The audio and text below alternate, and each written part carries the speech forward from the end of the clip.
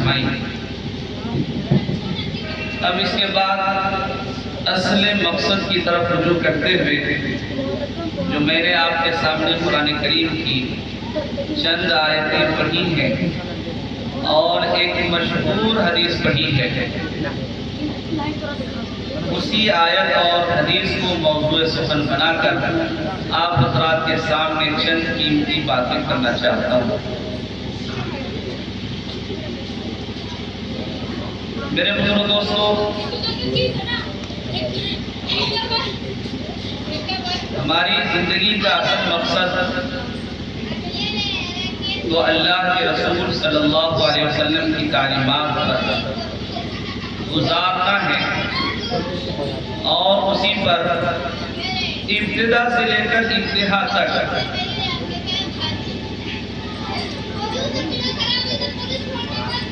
اپنی موت کے سلسلے میں یہ تمنا کرتے ہیں کہ اللہ تبارک و تعالی ہماری آخری مرحلہ اللہ کے رسول صلی اللہ علیہ وسلم کی تعلیمات پر ہی گزارے۔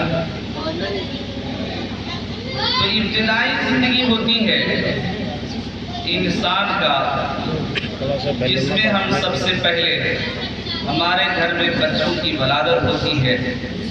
ولادت کے سلسلے میں اللہ کے رسول صلی اللہ علیہ وسلم کا معمول کیا تھا،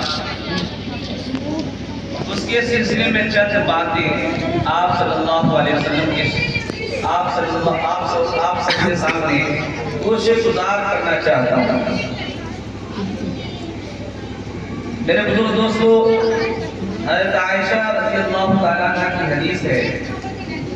حضرت عائشہ صدیقہ رضی اللہ تعالیٰ عنہ فرماتی ہے کہ جب مدینے میں کہیں بچہ پیدا ہوتا تو اس بچہ کو اللہ کے رسول صلی اللہ علیہ وسلم کے پاس لایا جاتا اور اللہ کے رسول صلی اللہ علیہ وسلم اس بچے کے لیے برکت کی دعا فرماتے اور اس کی تہنیک کرتے۔ یہ تہنیک مسنون ہے جو شاید ہمارے یہاں سے غائب ہو چکا ہے اور ہم نے دوسرا بہت سارا معاملہ اپنے دین میں گھسا دیا ہے۔ سب سے پہلی بات، بچے کی پیدائش کے بعد جو ہمارے یہاں ہے اسلام کے مطابق اور حدیث کے مطابق کہ بچے کی پیدائش کے بعد اس کو نہلا دھلا کر صاف ستھرے کر کے اور اس کے داہنے کان میں اذان اور بائیں کان میں تکبیر کہا جائے، تاکہ سب سے پہلی چیز جو ہمارے بچوں کے کان میں یا دماغ میں پڑے تو وہ اللہ تبارک و تعالیٰ کی کبریائی ہے، اللہ تبارک و تعالیٰ کی وحدانیت، اللہ تبارک و تعالیٰ کی بڑائی پر۔ اس لیے ہمارے یہاں یہ معمول ہے کہ ہم اپنے گھر میں جب بچوں کی ولادت ہوتی ہے تو سب سے پہلے ہم اذان دلواتے ہیں۔ اذان دینے کا طریقہ بھی ویسا نہیں ہے جیسا کہ ہمارے یہاں مشہور ہے کہ بھائی شروع زمانے میں یا کہہ لیجیے کہ کوئی پڑھا لکھا نہیں تھا اس زمانے میں جیسے تیسے لوگ اذان دے دیتے تھے، جب بغیر بچوں کو صاف ستھرا کیے ہوئے ہوتا تھا۔ پہلے ہم نے بھی دیکھا ہے اپنے زمانے میں بچپن میں کہ بچے کی ولادت ہوئی اور بچہ اور بچہ دونوں گھر میں موجود ہے اور باہر سے اذان دے دیا گیا، بات ختم۔ لیکن اس کا طریقہ وہ نہیں ہے جو ہمارے یہاں آیا ہے۔ اس کا طریقہ یہ ہے کہ بچہ کو ہم پہلے اپنے ہاتھ میں لیں اور سر کو جو ہے ہاتھ کی جانب یعنی انگلی کی جانب اور اس کا جو پیر ہے پاؤں اس کو اپنے سینے کے جانب رکھیں گے، یعنی یوں ہاتھ کریں گے، اس طرح کر کے اپنے بچوں کو لے کر داہنے کان میں اذان اور بائیں کان میں تکبیر، یہ آسان طریقہ ہے جو بتلایا گیا ہے۔ ورنہ ہوتا یہ ہے کہ کبھی داہنے کا بائیں اور بائیں کا داہنا سمجھ لیا جاتا ہے، اور اذان کہنا ہے دائیں کان میں تو ہو جاتا ہے بائیں کان میں، اور تکبیر کہنی ہے بائیں کان میں تو ہو جاتا ہے دائیں کان میں۔ تو اس کا طریقہ سب سے بہتر یہی ہے کہ بچہ کو خود مؤذن اپنے ہاتھ میں لے، اور ہاتھ میں لے کر بچے کا جو سر ہے وہ انگلی کی جانب اور اس کا پیر جو ہے اپنے سینے کی جانب رکھ لے، اور تھوڑا سا جھک کر آسانی کے ساتھ ہم اس کے داہنے کان میں اذان کہیں گے اور بائیں کان میں تکبیر کہیں گے۔ تو سب سے پہلا معمول جو بچے کی پیدائش کے بعد ہے وہ یہ ہے، اور دوسرا معمول اسی سلسلے میں جو میں نے اس سے پیشتر کہا ہے تحریک کا، کہ اللہ کے رسول صلی اللہ علیہ وسلم کے پاس بچوں کو لایا جاتا تھا، اور اللہ کے رسول صلی اللہ علیہ وسلم اس کے لیے برکت کی دعائیں کرتے تھے اور تحریک بھی کرتے تھے۔ تحریک کو سیکھنا چاہیے کہ تحریک ہے کیا چیز۔ ہن کو تحریک کے بارے آتے ہیں مبارکباد دینا، مبارکبادی دینا، خوشی کا اظہار کرنا۔ تو یہ تحریک دراصل کوئی اس زمانے میں بزرگ ہو، یا کم از کم امام صاحب ہو، یا کوئی پڑھے لکھے پرہیزگار ہیں جس پر آپ کو اعتقاد ہے کہ بھائی اچھے لوگ ہیں، صاف ستھرے لوگ ہیں، تو ایسے لوگوں کے پاس بچے کو لے جایا جائے اور کھجور اور نہیں تو چھہارا ان بزرگ آدمی کے منہ میں ڈال کر اس کو چبوا کر اور کچھ حصے انگلی میں لگا کر بچے کے تالوں میں رگڑ دیا جائے۔ اس کا معاملہ اس کے اندر نہ ہو تو معمولی سا، ورنہ تو نقصان ہوگا کہ بچہ اس قابل نہیں ہوتا ہے کہ کچھ کھانے کی چیز ہضم کر سکے، اس لیے کہ ابھی ماں کے پیٹ سے نکلا ہے، اور ظاہر سی بات ہے اس کی ساری کیفیت وہ اندرونی ہے جو بچے کو ظاہری اعتبار سے دنیا کی موسم کے اعتبار سے قبول کرنے کی صلاحیت نہیں رکھتا ہے۔ اسی لیے اس زمانہ میں دیکھ رہے ہیں بچہ پیدا ہوتا ہے فوراً شیشہ میں ڈال دیا گیا۔ ڈالنے کا مقصد وہی ہے کہ ماں کی پیٹ کی جو گرمی ہوتی ہے شیشے کے ذریعے سے وہ گرمی پہنچائی جاتی ہے۔ بچہ نکلا اور اٹیچ کیا موسم، دنیا کی آب و ہوا، تو اس اعتبار سے اس کی حالت غیر ہو جاتی ہے۔ تو ایسی صورت میں اللہ کے رسول صلی اللہ علیہ وسلم کھجور چباتے یا چھہارا چباتے، اور اس کے بعد اس کی تحریک کرتے، یعنی حلق میں انگلی پھیر کر کے، اور وہ اپنا چبایا ہوا سامان، چبائی ہوئی کھجور یا چھہارا اس بچے کے تالوں میں لگا دیں۔ یہ ہے تحریک، اسے تحریک کہتے ہیں۔ یہ ہے مسنون جو کرنا چاہیے، جو ہمارے یہاں سے غائب ہے، معلوم نہیں کسی کو پتہ بھی ہے کہ نہیں، ہو سکتا ہے بعض آدمی ہو جس کو پتہ بھی ہو، سوشل میڈیا پر لگے رہتے ہیں تو ان لوگوں کو اتا پتہ رہتا ہے۔ تو یہ ہے پہلا کام اللہ کے رسول صلی اللہ علیہ وسلم کا، کہ بھائی بچے کی پیدائش کے بعد سب سے پہلا کام اذان دینا، دوسرا کام تحریک کرنا، تیسرا کام جو آتا ہے وہ ہے عقیقہ کا۔ عقیقہ ہے کیا چیز؟ عقیقہ یعقو عقیقتاً، اس کی جمع آتی ہے عقائق، اس کے معنی آتے ہیں کسی بھی بچے کے پہلا بال کو کترنا، کاٹنا، یا کہ جانور ذبح کرنا، دونوں معنی سے آتے ہیں۔ اللہ کے رسول صلی اللہ علیہ وسلم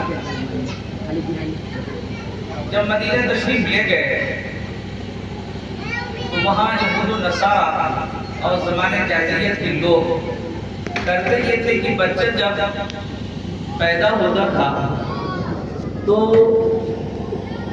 اس کی خوشی میں ایک جانور ذبح کرتے تھے اور اس کا خون بچے کے سر پر لپٹتا تھا۔ اللہ کے رسول صلی اللہ علیہ وسلم کو معلوم ہوا، اللہ کے رسول صلی اللہ علیہ وسلم نے فرمایا کہ یہ طریقہ صحیح نہیں ہے، یہ طریقہ صحیح نہیں ہے، صحیح طریقہ یہ ہے کہ بھائی بچے کے نام سے عقیقہ کیا جائے اور اس کے ساتھ دونوں طریقے رائج ہیں، یا تو پہلے بال کاٹا جائے بچے کا یا ایک بعد میں کاٹا جائے۔ کسی حدیث میں پہلے کو ترجیح دیا ہے امام بیہقی رحمۃ اللہ وغیرہ نے، اور بعض لوگوں نے بعض شرح حدیث نے کہا کہ بعد میں بھی کاٹا جائے تو کوئی حرج نہیں ہے۔ اس سے پتہ چلا کہ جب جانور ذبح کیا جائے تو اس سے پہلے بھی بچے کا بال کاٹ سکتے ہیں اور اس کے بعد بھی کاٹ سکتے ہیں، لیکن بال جو کٹواتے ہیں اس میں بھی ہمارے یہاں گھسپیٹ کر دیا گیا ہے۔ بال دراصل وہ کاٹنا ہے جو ماں کے پیٹ سے نکلتا ہے، جسے ناپاک بال کہا جاتا ہے، اس کو کاٹا جاتا ہے۔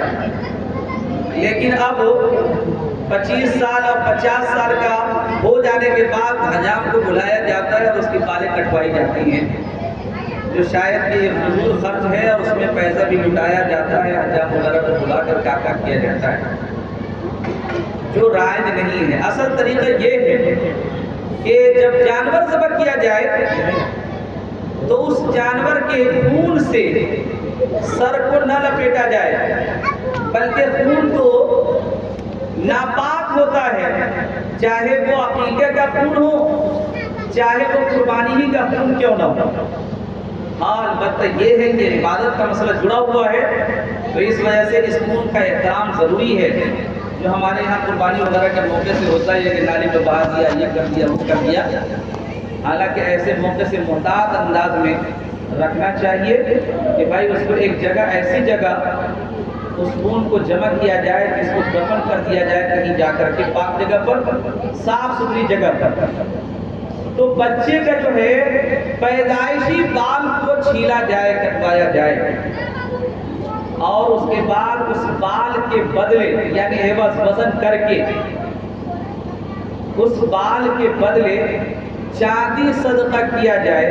اور بعض روایتوں میں سونا کا بھی ذکر آیا ہے، لیکن اکثر و بیشتر روایت میں جو چاندی کا ذکر ہے کہ اس بال کے بدلے چاندی صدقہ کیا جائے، یعنی اندازہ لگا لیں کہ 5 گرام ہے، 10 گرام ہے، کہ وہ اس سر پہ چھلے ہوئے سر پر جو ہے وہ خون رگڑ دیتے تھے۔ اللہ کے رسول صلی اللہ علیہ وسلم نے فرمایا کہ نہیں، خون مت رگڑو، یہ تو ناپاک چیز ہے، بلکہ زعفران کو رکھ لینا چاہیے اور زعفران لگا دینا چاہیے سر پر۔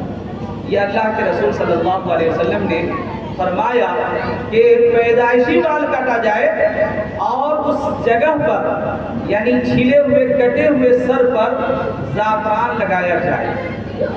یہ عقیقہ کب کیا جائے صاحب؟ تو مسنون طریقہ یہ ہے کہ 7ویں دن کیا جائے، 7ویں دن کیا جائے۔ 7ویں دن نہیں کیا تو 14ویں دن کیا جائے، 14ویں دن نہیں کیا تو 21ویں دن کیا جائے، اور 21ویں دن نہیں کر پایا تو اب یہ مسنون نہیں رہ جاتا ہے، بلکہ یہ مستحب میں تبدیل ہو جاتا ہے، یہ مستحب ہو جاتا ہے۔ یہ قربانی جو ہوتی ہے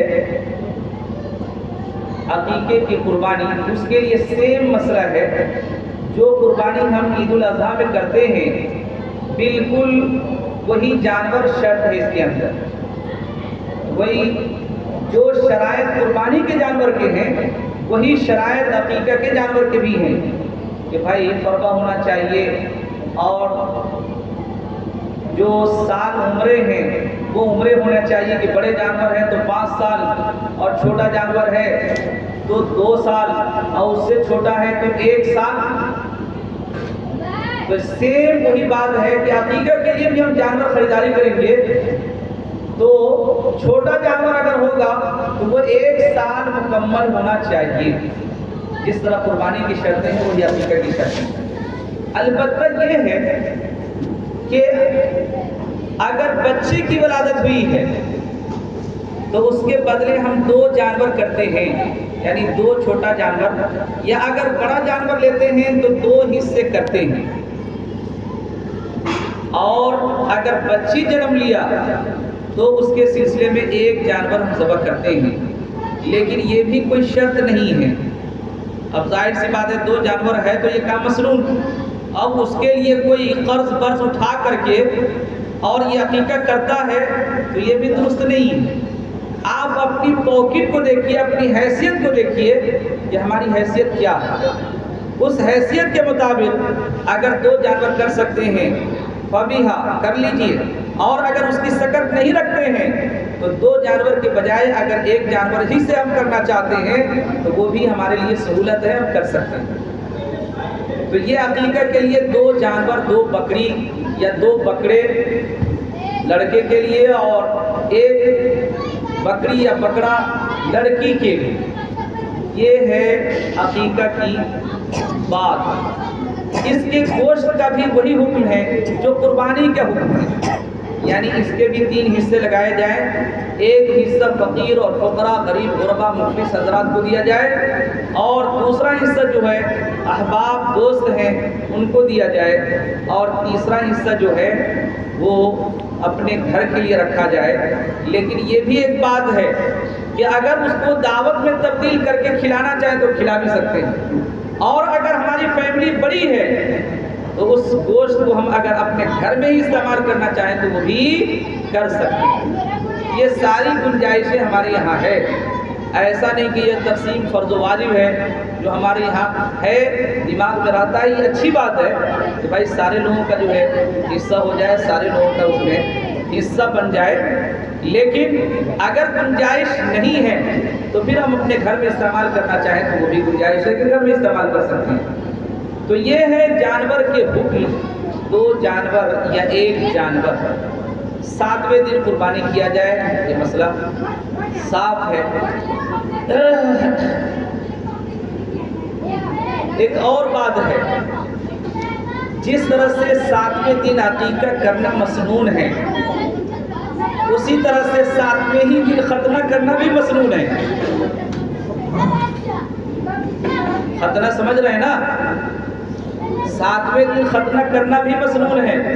آپ صلی اللہ علیہ وسلم نے حضرت حسن اور حسین رضی اللہ تعالیٰ عنہ کا ختنہ 7ویں ہی دن کیا ہے. حضرت ابراہیم علیہ السلام نے حضرت اسحاق علیہ السلام کا ختنہ 7ویں دن کیا ہے. لیکن ابراہیم علیہ السلام نے حضرت اسماعیل علیہ السلام کا جو ختنہ کیا تو وہ 7ویں دن نہیں کیا, وہ تقریباً 12 سال یا 13 سال کی عمر میں کیا ہے. تو یہ گنجائش ہے ہمارے یہاں کہ اگر یہ صورت بنتی ہے تو وہ بھی صحیح ہے. لیکن ایک پروگرام تو ہوتا ہے عقیقہ کا. یہ عقیقہ کا پروگرام دراصل ایک لطیف انداز میں ایک باپ کی طرف اشارہ کرتا ہے. یہ باپ جو ہے بچے کی پیدائش پر خوش ہو اور اس خوشی کا اظہار عقیقے کے ذریعے کیے, گویا کہ وہ اس بات کا اقرار کرتا ہے پس پردہ کہ یہ بچہ میرا ہے, میرے صلب سے پیدا ہوا ہے, میں اس کا باپ ہوں. یہ ہے اصل خوشی کا اظہار جو شریعت نے اس کے اندر رکھا ہے, بینہا پوشیدہ. یہ ہے دراصل بات. تو ایسے وقت میں شوہر اس بات کا اقرار کرتا ہے اور خوشی کا اظہار کرتا ہے, اور اس کے بالمقابل اظہار کے لیے یہ پروگرام منعقد کرتے ہیں, یہ تقریبات منعقد کرتے ہیں. تو اللہ کے رسول صلی اللہ علیہ وسلم نے خود حضرت حسن اور حسین رضی اللہ تعالیٰ عنہ کا عقیقہ کیا اور خوشیاں منائیں, اور حضرت علی سے کہا کہ جاؤ جانور ذبح کر لو,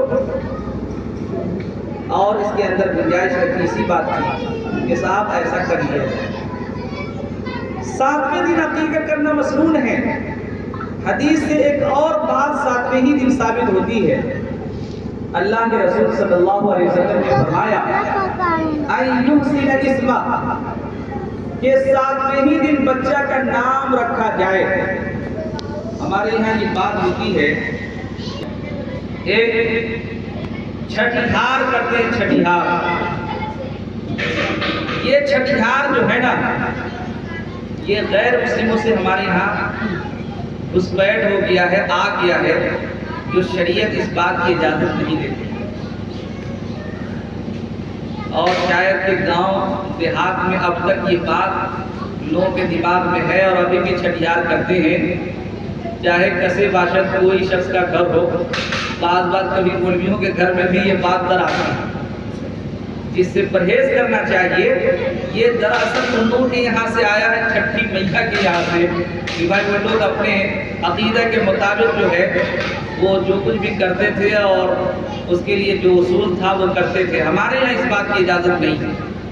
ہاں، اسی کے بالمقابل ایک دوسرا تبدیل مبدل شدہ طریقہ اللہ کے رسول صلی اللہ علیہ وسلم نے جو بتلایا ہے وہ ہے عقیقہ، کہ عقیقہ کیا جائے، چھٹی کی کوئی بات ہی نہیں، یہ ہے عقیقہ اللہ کے رسول صلی اللہ علیہ وسلم نے فرمایا۔ اور ایک دوسری بات عائد ہوتی ہے کہ 7ویں ہی دن اس بچے کا نام رکھا جائے، یعنی جو بچہ ہمارے ہاں جو مولود پیدا ہوا ہے اس کا 7ویں دن نام رکھا جائے۔ کیا نام رکھا جائے؟ اللہ کے رسول صلی اللہ علیہ وسلم نے اس کے سلسلے میں فرمایا ان یحسن اسمہ، کہ اس کا اچھا سا نام رکھا جائے۔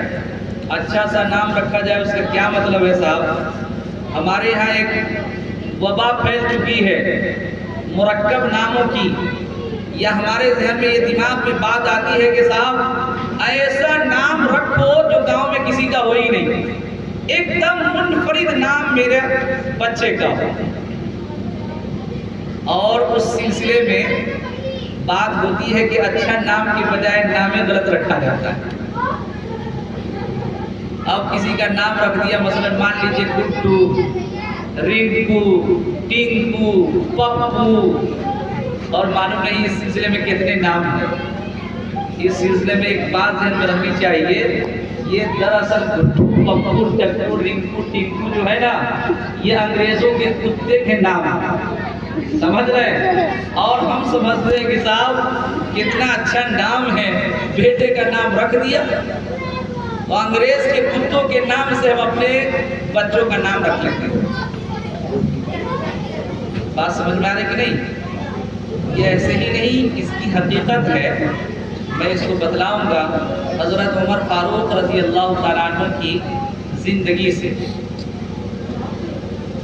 تو اللہ کے رسول صلی اللہ علیہ وسلم نے فرمایا ان یحسن اسمہ، کہ بچے کا نام شاندار رکھا جائے۔ شاندار نام کس کو کہتے ہیں صاحب؟ کون ہے شاندار نام؟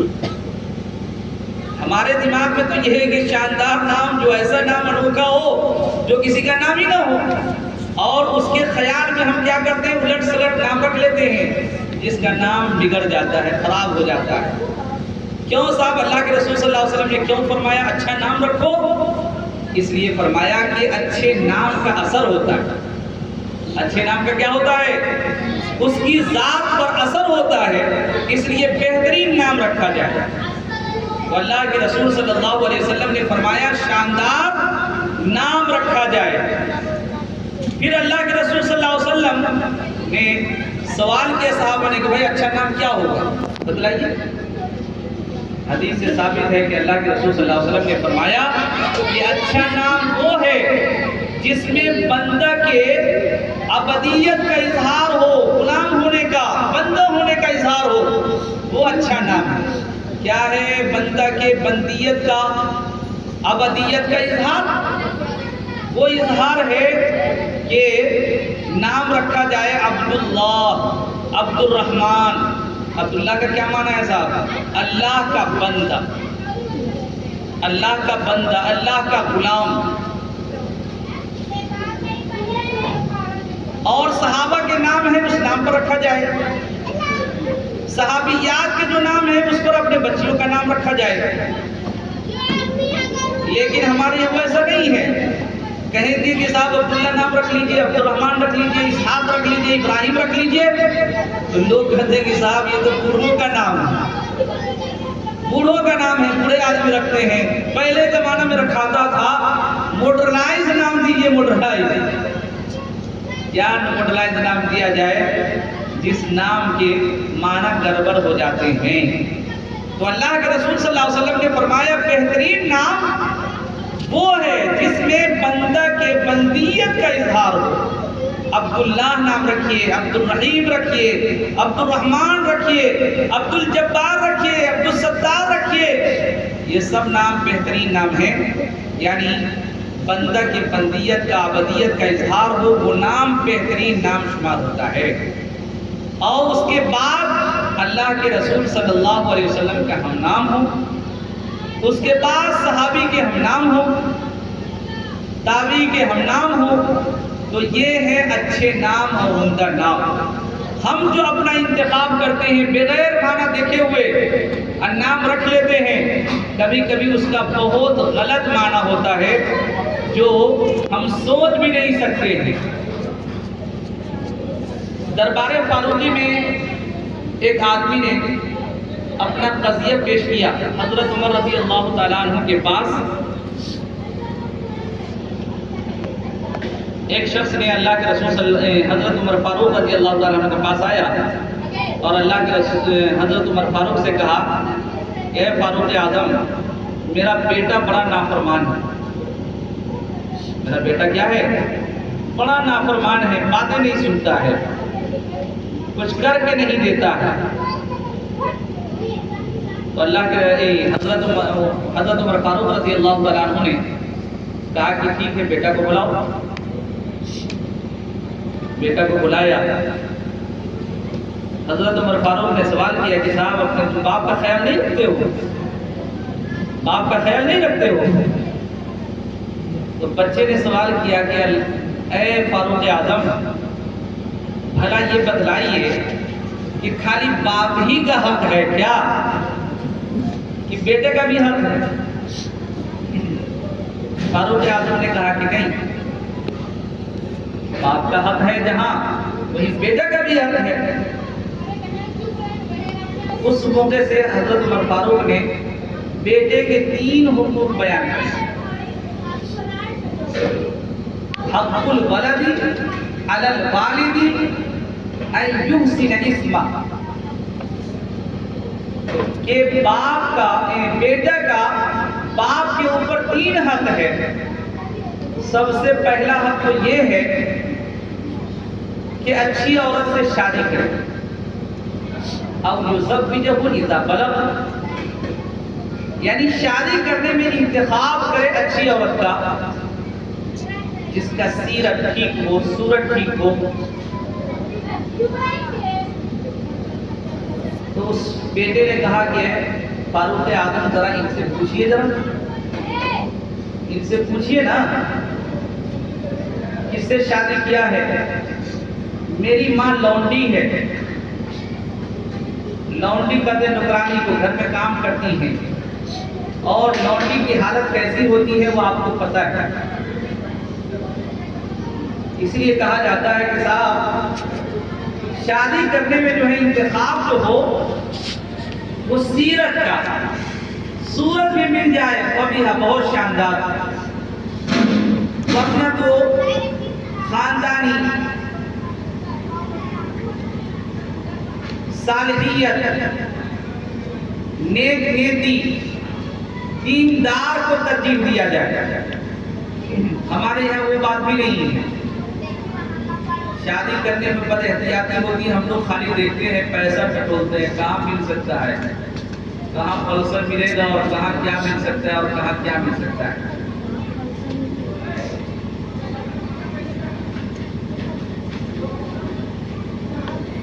شادی کرنے کی 4 وجہ بتلائی گئی ہیں حدیث شریف میں کہ لوگ شادی کرتے ہیں تو 4 وجہوں سے شادی کرتے ہیں۔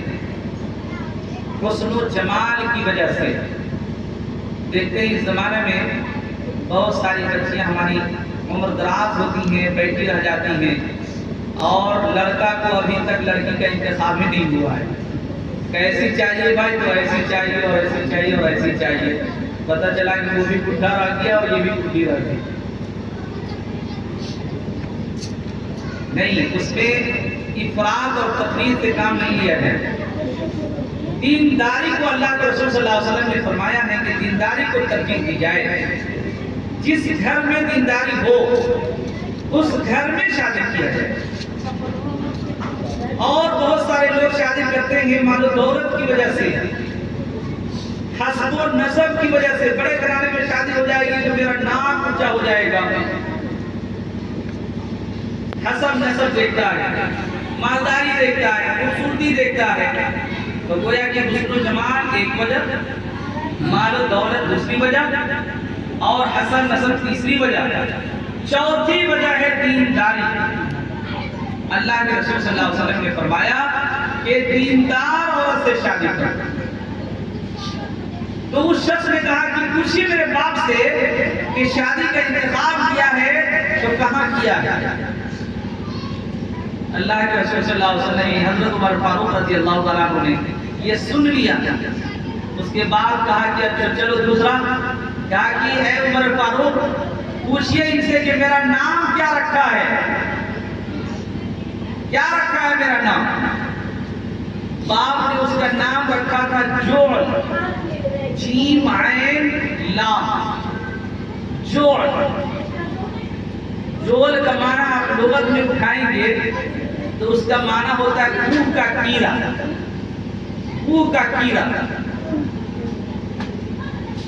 کہیے کہ دیکھیے میرے باپ نے میرا نام جو رکھا ہے جوڑ رکھا ہے, جس کا معنی دیکھیے ایسا ہوتا ہے.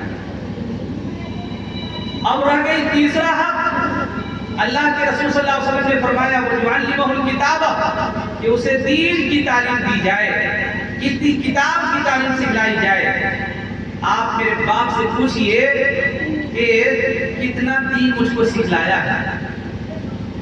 حضرت فاروق رضی اللہ تعالیٰ عنہ حرم ہو گئے, غصے ہو گئے, پھر ملا گئے, اور اس کے بعد کہا کہ مقدمہ خارج کرو. باپ سے کہا کہ بیٹے کا حق تم نے اس سے زیادہ مارا ہے جتنا کہ تمہارا باپ نے نہیں مارا. باپ نے جتنا نہیں مارا اس سے زیادہ تم مار چکے ہو, اس لیے برخاست کرتا ہوں مقدمہ. تو یہ تین باتیں حضرت عمر فاروق رضی اللہ تعالیٰ عنہ کے مقدمے میں بات آئی تھی. تو اللہ کے رسول صلی اللہ علیہ وسلم نے جو اولاد کے تین حقوق بیان کیے ہیں کہ جب بچے گھر میں پیدا ہو تو سب سے پہلے اس کا نام رکھا جائے انجوسن اسما, اور اس کو دین کی تعلیم دی جائے. وَيُعَلِّمُهُ الْكِتَابَ. آپ کا ذہن کہیں دوسری طرف نہ جائے, شاید کہ یہ مسئلہ ہو کہ صاحب مولوی لوگ ترجیح دیتے ہیں دین کی بات, دین کی بات, دین کی تعلیم دیا جائے تو کیا دنیا داری چھوڑ دیا جائے. نہیں, دین کے بعد سے یہ مراد نہیں ہے کہ اسپیشل آپ دین کے لیے ہی رکھیے اور اس کو دنیاوی تعلیم نہ دیجیے. تعلیم کوئی دینی اور دنیاوی نہیں, بلکہ دراصل اس میں اخلاص ہونا چاہیے. ایک اگر مولوی ہے, دین کا تعلیم جانتا ہے, عالم ہے, فاضل ہے, قاری ہے, قاضی ہے, کچھ بھی کہہ لیجیے, لیکن اس کے اندر صالحیت نہیں ہے, بےایمان ہے, چور ہے, ڈکیت ہے, تو وہ دین کے تعلیم حاصل کرنے سے اس کا کیا ہو جائے گا؟ کچھ نہیں ہے. لیکن اگر کوئی جاہل ہے یا انگریزی پڑھا ہوا ہے, ڈاکٹر ہے, لیکن وہ حق اور انصاف کی بات کرتا ہے, سچ بولتا ہے, بےایمان نہیں ہے, بےایمانی نہیں کرتا ہے, شیطان نہیں ہے, شیطانی نہیں کرتا ہے, اللہ کا حضور اور ڈر اس کے دل میں ہے, کوئی کام کرتا ہے تو اللہ تبارک و تعالیٰ کے خوف کے ساتھ, خشیت کے ساتھ کرتا ہے, تو سب سے بڑا ایماندار تو وہ آدمی یہ جائے کہ کوئی عالم فاضل ہو جائے اور اس کے اندر اللہ کا ڈر اور خوف نہ ہو تو اس کے پڑھنے سے کچھ حاصل نہیں ہے. تو دراصل یہ ہے کہ وہ علم جس سے اللہ تبارک و تعالیٰ کا خوف حاصل ہو, ڈر ہو, خشیت آ جائے, اللہ تبارک و تعالیٰ کی یاد تازہ ہو جائے, استحضار ہو, تو وہ علم جو ہے علم نافع کہلاتا ہے, چاہے وہ کوئی بھی علم ہو. بلکہ خود اللہ کے رسول صلی اللہ علیہ وسلم نے صحابہ کرام کو عریانی اور سریانی زبان کی تعلیم حاصل کرنے کے لیے فرمایا ہے. ہاں, تعلیم تو صبح حاصل کرنا ہے. کیوں؟ اس لیے کہ جہاں ہمیں ایک عالم کی ضرورت ہے تو وہاں ایک ڈاکٹر کی بھی ضرورت ہے, ایک ایک انجینئر کی بھی ضرورت ہے. تو جہاں ہم ایک طرف یہ دیکھتے ہیں وہاں وہ بھی دیکھیں.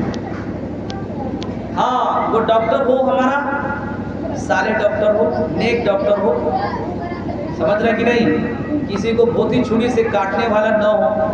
اور جان رہے ہیں ہمارے یہاں ڈاکٹروں کا کیا حال ہے, کیسے کیسے ڈاکٹر آ رہے ہیں. اس کا فیس تو الگ ہی ہے, اور فیس کے ساتھ ساتھ اتنے جانچ لکھ دیں گے, اور جانچ میں جو کمیشن ہے, اور یہ کمیشن وہ کمیشن, کیا کیا کمیشن ہے. تو کیا ہم ایسے ماحول میں, اب تو وہ بھی ماحول بڑا گندا ہوتا جا رہا ہے کہ صاحب فلانے قوم کو فلانے قوم کا علاج نہیں کریں گے, اور اس کا نہیں کریں گے, اس کا نہیں کریں گے. بہت سارے دیکھتے ہوں گے آپ, پیپر میں پڑھتے ہوں گے کہ ابھی سیوان کا مسئلہ ہے یا کہیں اور کا, غالباً ایک صاحب گئے علاج کروانے کے لیے, یہ دوسرے قوم سے تعلق رکھتے تھے, وہ دوسرے قوم سے تعلق رکھتا تھا, گیا علاج کرنے کے لیے, کہتا ہے کہ ہم اس کا علاج نہیں کریں گے. کیوں صاحب؟ تو یہ فلاں قوم سے تعلق رکھتے ہیں. بات سمجھ میں آ رہی کہ نہیں؟ اب بھلا بتلائیے کہ ہم اگر صرف یک طرفہ یکسوئی ذہن ہو کر صرف ہم یہ کام کرتے رہیں, اور ہمارے معاشرے کو ضرورت ہے ایک اچھے ڈاکٹر کی, اگر نہیں پڑھائیں گے تو ہم اچھے ڈاکٹر کہاں سے لا پائیں گے, اچھے انجینئر کہاں سے لا پائیں گے. تو ایسا نہیں ہے کہ بھائی دین کی تعلیم گھسا کر کے اور صرف مدرسے تک اور مسجد تک محدود رکھا جائے. بھائی دین کی تعلیم یہی ہے کہ پڑھا تو مسجد کا امام بنے گا, مدرسے کا استاد بنے گا, اور اس سے اونچا اس کا دماغ نہیں اٹھ سکتا ہے, کچھ سوچ ہی نہیں سکتا ہے. نہیں صاحب, دماغ کو تھوڑا اونچا اٹھائیے. ایک لڑکا حافظ بنے, اور وہ انجینئر بھی بنے, ڈاکٹر بھی بنے, اور اس سے اوپر جو ایم ڈی اور کیا کیا ہو سکتا ہے سب کچھ بنے, پائلٹ بھی بنے. ہمارے یہاں اس کی بھی ضرورت ہے. اور اللہ کے رسول صلی اللہ علیہ وسلم کی حدیث سے یہ نہیں معلوم ہوتا ہے کہ خالی اس کو جو ہے مسجد کا امام بنا کر چھوڑ دو اور مدرسے کا استاد بنا کر چھوڑ دو. نہیں, خود اللہ کے رسول صلی اللہ علیہ وسلم نے صحابہ کرام کو اریانی زبان سریانی زبان سیکھنے کو کہا. البتہ یہ ہے کہ ہمارے عادت و اخلاق اس جیسا نہ ہو, اس سے پرہیز کریں, ورنہ تو تعلیم ہم ہر حال میں سب سیکھیں. سب تعلیمیں جو دنیاوی اعتبار سے اعلیٰ مقام اعلیٰ مرتبہ پر لے جاتا ہے وہ ہم مسلمانوں کی بھی ضرورت ہے. تو یہ دماغ میں رکھیں ہم کہ ہمارے بچے فاضل بھی ہوں, اور ہمارے بچے فاضل کے ساتھ ڈاکٹر بھی ہوں, انجینئر بھی ہوں. اس میں ضرورت ہے. صرف ہم دماغ کو تنگ رکھتے ہیں اور کنزرفی کا شکار ہوتے ہیں کہ صرف مدرسے تک محدود رکھا اپنے بچوں کو. تو ایسا نہیں ہے, آپ بچوں کو اعلیٰ تعلیم بھی دلائیے اور بڑے کالجوں اور یونیورسٹیوں میں پڑھائیے, لیکن اس کے ماحول سے پراگندہ مت ہونے دیجیے. اور اس کے ماحول کیا ہے صاحب؟ آپ اسکول کا ماحول دیکھتے ہیں آزادانہ, کالج کا ماحول آزادانہ, یونیورسٹی کا ماحول آزادانہ. ہاں البتہ اپنے بچوں کی طرف پرورش کیجیے کہ آپ کا بچہ ایک نمونہ اور آئیڈیل بن کر ہو کہ کہیں بھی جائے تو کسی ماحول سے متاثر نہ ہو, اس کے ماحول کو نہ پکڑے. پتہ چلا کہ بھائی یہاں جب تک تھا تو وہ تو بیٹھ کر کے پیشاب کرتا تھا, اسکول میں جیسے گیا تو کھڑے ہو کر پیشاب کرنے لگا, استنجا لیتا تھا وہ بھی بند کر دیا, اور اس کو شعور ہی نہیں ہے کہ ہم کیا کر سکتے ہیں. تو یہ ماحول پراگندگی کا ہوتا ہے, آزادانہ مزاج ہوتا ہے. تو اس بنیاد پر ہم اپنے بچوں کو صرف وہیں تک تعلیم میں محدود نہ رکھیں جہاں قرآن و حدیث کی تعلیم دیں, وہیں ہم دنیا کے تعلیم سے بھی واقف کرائیں. ہم اس اعتبار سے کہ ہمارے بچے بہک نہ جائیں, ہمارے بچے تربیت کے ساتھ ہمارے یہاں رہیں اور اس کو بھی اسکولی تعلیم دیں اور آگے بڑھانے کی کوشش کریں. ہمارے معاشرے کو اس کی بھی ضرورت ہے. مثلاً مان لیجئے ایک چھوٹا سا معاملہ, کسی لیڈیز کا پرابلم ہو گیا یا ولادت کا مسئلہ آ گیا, کوئی اچھا نرس ہو, بہترین نرس ہمارے قوم کی نہیں ملتی, تلاش کر آ جائیں گے, ملیں گے نہیں. ڈھونڈتے رہ جائیے. اللہ ماشاءاللہ کہیں کہیں ہو, شہروں میں ہو, دستیاب ہو, دیہات میں تو مشکل ہے. تو یہ بھی ہے بھائی, تعلیم دینے کا مقصد دونوں تعلیمیں ہیں, آپ کس اعتبار سے بھی ہوں, اس اعتبار سے ہوں, البتہ یہ کہ ہر حال میں اللہ کا خوف ہو, اللہ کے رسول صلی اللہ علیہ وسلم کی تعلیمات پیش نظر ہو, آپ تعلیم دیں. وَيُعَلِّمُهُ الْكِتَابَ, اپنے بچوں کو کتاب کا تعلیم دیں. کتاب سے بات یہاں پر ہوئی ہے, قرآن کریم کی تعلیم دیجیے. قرآن کریم کیا سائنس قرآن کریم میں نہیں ہے. اب لوگوں نے اس پر بھی کام شروع کر دیا ہے, بہت ساری چیزیں اس تحقیقات سے نکالا ہے. بلکہ آپ کو ہم یہ بتلائیں کہ سائنسدان جو ہے, سائنسدان, اس کی ایک ٹیم ایسی تیار ہے جو قرآن کریم کے اندر غور خوض کرتی ہے, اس کے اندر تحقیقات کرتی ہے. جو یہ بلڈ پروف جیکٹ جو تیار ہوا ہے وہ قرآن کریم سے ہی تیار کیا گیا ہے. نہیں گولی مارے تو ایسی جیکٹ تیار ہے کہ اس پر اب گولی لگتی نہیں ہے, انسان محفوظ رکھتا ہے. اور جو دیکھتے ہیں نا شیشے کا جو لے کر کے جاتا ہے, فوج سب رکھتا ہے اپنے سامنے, وہ اب پڑھنے کے لیے آتا ہے, پیچھے پیٹھ پر لگنے کے لیے, سینے سے حفاظت کرنے کے لیے, وہ سب چیزیں تیار ہوئی ہیں.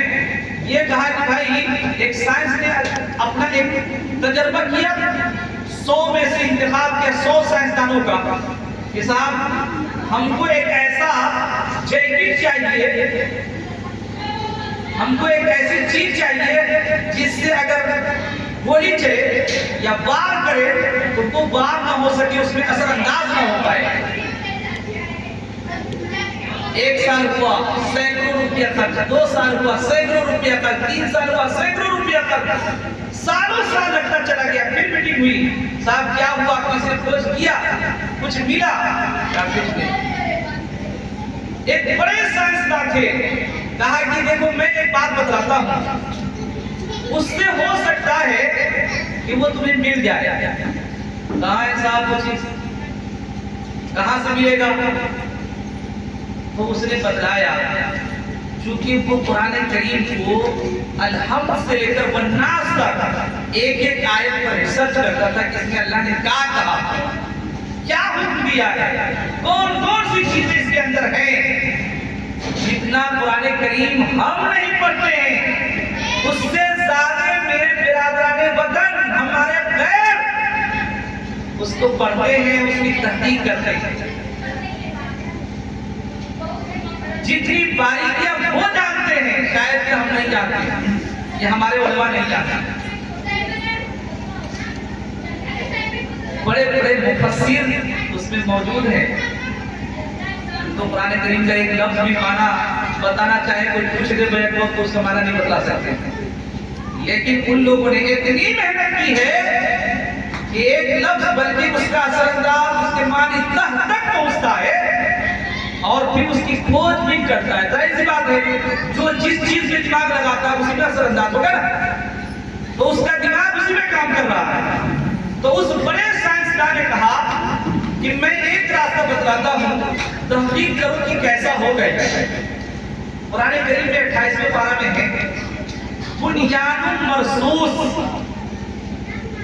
یعنی شیشے سے پگھلائی ہوئی دیوار, شیشے سے پگھلائی ہوئی دیوار, یعنی مسلمانوں کی صفت بیان کی گئی ہے اتحاد کی, کہ جب مسلمان متحد ہوتے ہیں تو وہ شیشے کی پگھلائی ہوئی دیوار کی طرح ہوتے ہیں. کیا مطلب ہے شیشے سے پگھلائی ہوئی دیوار کی طرح؟ یعنی اتنی مضبوط کہ اس کو کوئی پھاڑنا چاہے نہیں پھاڑ سکتا. دیکھیے اللہ تبارک و تعالیٰ نے مسلمانوں کی ایک اتحاد کو بیان کیا ہے, لیکن ہمارے یہاں پتہ چلا کہ اتحاد کیا ہے. گاؤں میں تو دور کی بات, گھر میں بھائیوں سے بھی اتحاد نہیں ہے. سمجھ رہے ہیں, ایک بارش زمین کے لیے, معمولی ٹکے کے لیے, اور معلوم نہیں کیا کیا ہو جاتا ہے. میں اپنے علاقہ کا ایک واقعہ سناتا ہوں. 4 بھائی تھے, 4 بھائی, 4 بھائیوں نے صرف معمولی زمین کے لیے اپنی جان کو کیا تھا صاحب، عورتوں کا مسئلہ تھا. 1 فٹ زمین 1 ہاتھ کے لیے، کہ بڑا بھیا 1 ہاتھ کے لیے. اب چھوٹے بھیا کر رہے نظام 1 ہاتھ ڈالے گا، دیں گے نہیں ہمیں کھا، برابر برابر ہم کو چاہیے. اب صاحب اس کے لیے لڑائی ہوئی، لڑائی ہوتے ہوتے ایک بھائی سے بھی، دوسرے بھائی سے بھی، تیسرے بھائی سے بھی. ایک نے ایک بھائی کو کاٹا، دوسرے بھائی نے دوسرے کو، تیسرے کو، اس طرح کر کے چاروں 1 فٹ زمین کے لیے چاروں کی گردنیں چلی. اور یہ ایسا معاشرہ دیکھنے کو ملتا ہے ہمارے گاؤں میں. آپ کے گاؤں میں جب دیکھیں گے تو لگے گا 1 انچ 1 فٹ زمین کے لیے آدمی جان کو بیٹھتا ہے، زمین یہی رہ جاتی ہے اور خود آدمی چل دیتا ہے. تو اللہ تبارک و تعالی نے مسلمانوں کی اتحاد کو بتایا ہے کہ وہ پگھلائی ہوئی دیوار کی طرح مضبوط ہے. تو کچھ سائنسدانوں نے کہا کہ یہ پگھلائی ہوئی دیوار شیشے کی کیا ہے، اس میں غور فکر کرو. اور یہ مضبوطی جو اس کی بیان کی گئی ہے، اتنی مضبوط کسی چیز کی نہیں بیان کی گئی ہے. اور وہ بھی کہا کس نے؟ اللہ تبارک و تعالیٰ نے. یہ اللہ کا کلام ہے، وہ بھی جانتا ہے یہ اللہ کا کلام ہے، یہ جھوٹا نہیں ہے، بالکل سچا ہے، کریکٹ رائٹ بات لکھی ہوئی ہے، ذرہ برابر اس میں غلط نہیں ہے. یقین تو جتنا میرا نہیں ہوگا اس سے کہیں زیادہ اس کا ہے. یہ قرآن کریم اللہ کا کلام ہے، اس میں کھود تین ادھار ادھر کرتے کرتے کرتے کرتے اس کی ٹیم مخصوص ہوتی گئی. 100 سائنس کا تھا تو اس میں سے اب 50 کا انتخاب ہوا، 50 سے لے کر کے پھر 30 کا، پھر 20 کا، پھر 5 کا، اس طرح انتخاب کر کے جو مغز تھا اس مغز نے اس کے اندر کام کیا اور پھر وہ بلڈ پروف جیکٹ تیار کیا. کہاں سے کیا صاحب؟ کس کے اندر غور خرچ کیا؟ کس نے کیا؟ ہماری کتاب. ہماری کتاب غور خرچ کرے وہ، فائدہ اٹھائے وہ، ہم کو دماغ لگانے کی ضرورت نہیں ہے. کیا جگہ جگہ اللہ تبارک و تعالیٰ نے فرمایا افلا یتدبرون القرآن. اللہ تبارک و تعالیٰ نے کہا کہ لوگوں قرآن کریم میں غور نہیں کرتے، سوچتے نہیں، دماغ نہیں لگاتے کیا کیا ہم نے اس کے اندر رکھا ہے. تو اللہ تبارک و تعالیٰ جو کرتے ہیں افلا تعقلون، نہ سمجھے ہو کیا؟ عقل نہیں رکھتے، شعور نہیں رکھتے. لا تشعرون بڑی ہوئی ہے یہ آیت قرآن کریم میں، جہاں کہیں بھی دیکھیے اٹھا جاتا ہے. اس سے پتہ چلتا ہے کہ علم جو ہے وہ محدود نہیں ہے. جو ہم لوگوں نے علم کو بانٹ دیا تو حصوں میں، بھائی یہ دینی علم ہے، یہ دنیاوی علم ہے. نہیں، علم ہے، چاہے وہ دینی ہو چاہے وہ دنیاوی ہو. اچھا اس کو آپ ثابت کیجیے. قرآن کریم میں اللہ تبارک و تعالیٰ نے سب سے پہلی آیت اقرأ باسم ربک الذی خلق کہا ہے کہ نہیں؟ یہ پہلی آیت ہے کہ نہیں؟ پتہ ہے کہ نہیں آپ کو؟ قرآن کریم کی سب سے پہلی آیت ہے، سب سے پہلی آیت ہے.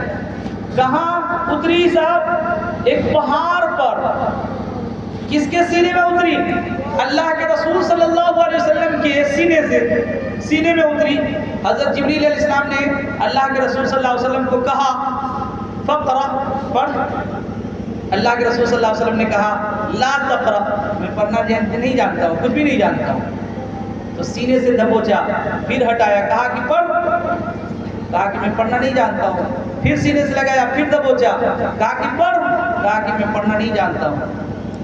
اس طرح کر کے پھر تیسری مرتبہ میں جو ہے اللہ کے رسول صلی اللہ علیہ وسلم نے پڑھنا شروع کیا اقرأ باسم ربک الذی خلق. اقرأ باسم ربک الذی خلق. اب بھلا بتلائیے کہ اللہ کے رسول صلی اللہ علیہ وسلم پیدا ہوئے زمانے جاہلیت میں، جس زمانے میں علم کی کوئی خوبو تھی ہی نہیں، کچھ تھا ہی نہیں، قلم کیا ہے اور کاپی کیا ہے، کسے قلم کہتے ہیں کسے کاپی کہتے ہیں، کچھ تھا ہی نہیں۔ پھر پڑھنے کی بات کہی جا رہی ہے اللہ کے رسول صلی اللہ علیہ وسلم کو، اقرأ باسم ربک الذی خلق، پڑھیے آپ اپنے رب کے نام سے۔ کیا پڑھیں گے صاحب پہاڑ پر؟ کیا پڑھایا جبریل نے؟ اس سے بھی آپ کو دماغ میں لگتا ہے کہ اللہ کے رسول صلی اللہ علیہ وسلم کو کہا کیا کہ پڑھیے اس درخت کو، پڑھیے اس پہاڑ کو، پڑھیے آسمان کو، پڑھیے زمین کو، اور پڑھیے درختوں کو۔ کیا ہے بھائی اس میں؟ اللہ تبارک و تعالیٰ کی وجود، اللہ تبارک و تعالیٰ کی نشانی، اللہ تبارک و تعالیٰ کی حقیقت، اللہ تبارک و تعالیٰ کی وحدانیت، اللہ تبارک و تعالیٰ کا وجود، یہ پڑھیے۔ یہی تو ہے صاحب کہ زمین کو پیدا کیا آخر کس لیے؟ کیا ہے وجہ؟ بنیادی وجہ۔ آسمان کیسے پیدا کیا؟ کیا ہے اس سے فائدے؟ اور یہ پہاڑ کیا ہے؟ یہ درخت کیا ہے؟ تو سائنسداں کیا کرتے ہیں؟ اسی میں تو کھوج بھی ادھر پھر کرتے ہیں، زمین کے اندر گہرائی میں جاتے ہیں، نکالتے ہیں پیٹرول، نکالتے ہیں گیس، نکالتے ہیں پانی، یہی تو تحقیقات ہے۔ تو اس سے بھی اندازہ لگتا ہے کہ اللہ کے رسول صلی اللہ علیہ وسلم کو سکھلایا گیا اقرأ باسم ربک الذی خلق، پڑھیے اپنے رب کے نام سے۔ پڑھنے کا تو ماحول تھا ہی نہیں، پڑھنے کی تو کوئی چیز تھی ہی نہیں، اعلی علم ہے ہی نہیں، تو پڑھیں گے کیا؟ یہی بات مفسروں نے کہا ہے کہ پڑھیے پہاڑ، یعنی پہاڑ کو دیکھیے، اس کی حقیقت سے واقف ہوئیے، پڑھیے زمین، اس کی حقیقت سے واقف ہوئیے، تب پتہ چلے گا اللہ کا نام، اللہ کی ذات، اللہ کا وجود، اللہ کی حقیقت، اللہ کی معرفت۔